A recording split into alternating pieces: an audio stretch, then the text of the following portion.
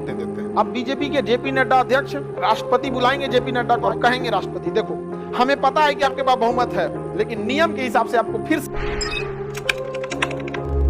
प्रधानमंत्री के मृत्यु या त्यागपत्र से क्या लोकसभा भंग होगा? नहीं। क्या लोकसभा का दोबारा इलेक्शन होगा? नहीं। बल्कि नया प्रधानमंत्री नियुक्त होगा उस पार्टी से जिसके पास अभी भी लोकसभा में बहुमत है, और वो नया प्रधानमंत्री आएगा और उसे राष्ट्रपति क्या दिलाएंगे? शपथ। और उस नए प्रधानमंत्री को फिर से अपना बहुमत सिद्ध करना पड़ेगा। समझ में आ गया कि नहीं आ गया? बीजेपी के पास तो स्पष्ट बहुमत है, कोई फर्क नहीं पड़ता। अरे 545 में आधा से एक ज्यादा 273 बहुमत।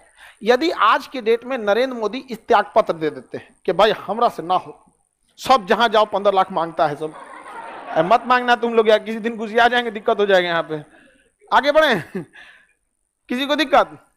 बीजेपी यार 21 दुनिया में कर रहा है, 500 है। एक बात देखिए, राजनीति की एक खराबी क्या है, हमेशा 3 चीजों में आप लोग थोड़ी सावधानी बचिएगा, प्रेम, राजनीति और धर्म। इसमें जिसको दिमाग में बैठ गया वो उसी की सुनेगा।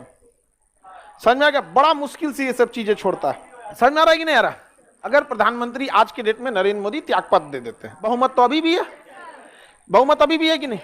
अब बीजेपी के जेपी नड्डा अध्यक्ष राष्ट्रपति बुलाएंगे जेपी नड्डा को, आइए पहाड़ी पे, रायसीना की पहाड़ी पे रहते हैं, रायसीना की पहाड़ी, आइए राष्ट्रपति भवन में। देखिए आपके प्रधानमंत्री ने तो त्यागपत्र दे दिया, जैसे प्रधानमंत्री त्यागपत्र देगा सारा मंत्रिमंडल को क्या करना पड़ेगा? त्यागपत्र ऑटोमेटिक भंग हो जाती है, त्यागपत्र दे या ना दे ऑटोमेटिक भंग।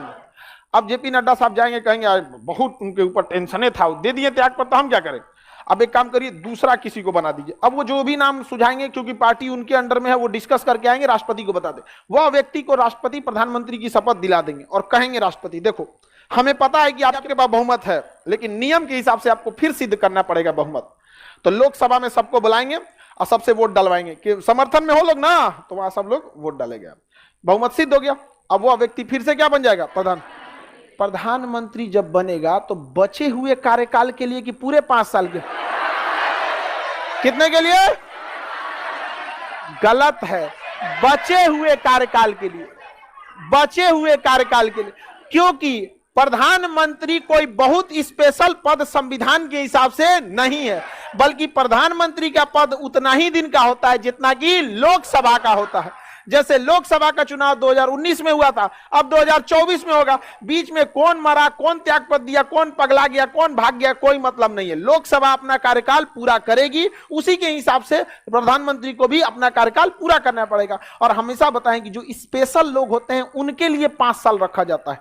प्रधानमंत्री स्पेशल कौन सी? 545 में से चुन के आया है, वैसा वैसा 545 पड़ा है लोग। प्रधानमंत्री को इसीलिए तो कहा जाता है समकक्षों में प्रथम, मतलब अपने बराबरी में वो सबसे सीनियर है बराबरी, लेकिन सबसे आगे है।